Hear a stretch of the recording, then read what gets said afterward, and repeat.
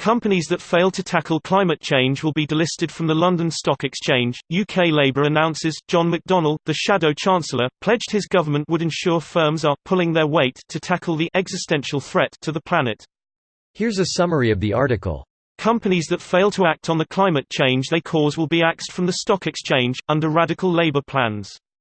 He warned, for those companies not taking adequate steps under Labour they will be delisted from the London Stock Exchange, vowing to rewrite the rules of the economy to benefit workers. Mr McDonnell also insisted curbing the climate crisis would be Labour's overriding priority if it wins the general election. If we meet the climate change target to keep global warming to 1.5 degrees above pre-industrial levels, we need to ensure that companies are pulling their weight alongside government, he told an event in London. Claiming some support from the corporate world, he added, business bodies are calling for companies to improve climate-related financial reporting and for all companies to bring forward decarbonisation plans. Mr McDonnell promised a step change in corporate governance and regulation that will support efforts to tackle the climate emergency. The Shadow Chancellor defended, but also tweaked, his controversial plan to force all large companies to give staff shares in their firms and pay dividends. This post received a score of 54,868, with an upvote ratio of 88%.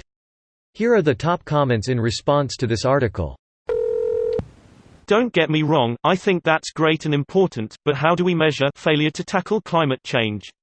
I'm worried there will be shenanigans. Each company must eliminate 3 climate changes. But not just any old climate change, it has to be important ones. I'd like to speak to the CEO of climate change. That would be Mr. CO2. He does excellent work in increasing each year. One of the best out there. Na CO2 is the general worker type. Common, least intense payoff. Mr. per megasecond SF6 is the CEO. Much rarer, but a much bigger payoff. 1 kilogram is equivalent to 22,800 kilograms of CO2.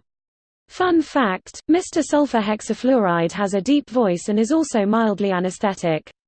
We put it in tennis balls and shoes that have air pockets, which is kinda wild really considering how bad it is. That explains the smell of your shoes. Greater than the Shadow Chancellor. Not to be confused with the Dark Minister, or the Queen of Twilight. Australia has a similar system of having a shadow cabinet as well. At one point the Shadow Secretary of Justice was the MP from Batman. It's a feature of the Westminster system, most if not all Commonwealth nations have it. So does this guy have any actual power?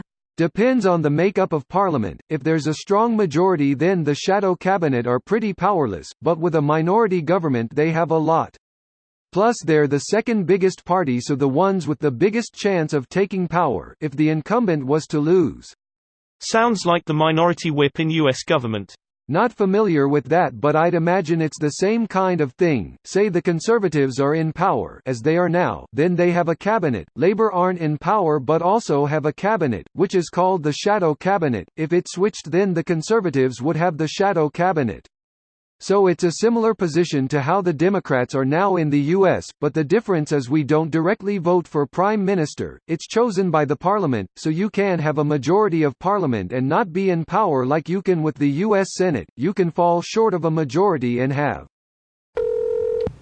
I'd like to point out to those outside of the UK that this just a policy being put forward by the Labour Party, not something that's actually being put in place right now, as the slightly clickbait Y title suggests. The party still needs to win the election in December, and even then, it's not necessarily going to happen. Each of the parties are currently making big promises to win votes. And it's very unlikely that Labour will win. I've yet to see any polling that puts them anywhere close.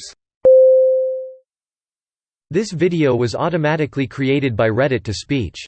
The article and comments in this video were selected from Reddit according to their upvotes, and any paraphrasing was performed by smmry.com, without any human intervention.